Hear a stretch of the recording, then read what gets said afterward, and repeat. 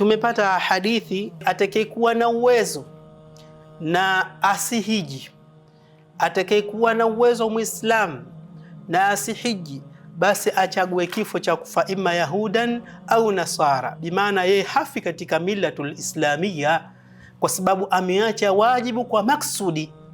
Na hili watukufu katika imani ni jambo ambalo Waislamu wengi tunaghafilika nalo. Mtu wastani anamiliki nyumba 3, 4, ana uwezo wa kuuza nyumba akapata milioni 30 akenda haji. Mtu anamiliki mashamba, anaweza akauza kipande cha shamba akapata milioni 30 akenda haji. Mtu anamiliki magari, mtu anamiliki biashara mbalimbali. Mtu huyo akwambia mimi sina pesa za kuhiji, sina pesa keshi huna, lakini mali unayo. Mali ni ya Allah, wa nahnu lillah wa nahnu nataraji min Allah. Yote haya tuyafahamu watukufu katika imani. Mali tunaondoka tunaziacha, dalili ziko wazi, tunazika wapendwa wetu, wanaacha mali, tunazirithi, na sisi tutaondoka tutaziacha, zitarithiwa ila qiyamis saa. Nini ulichotanguliza mbele ya Allah subhanahu wa ta'ala?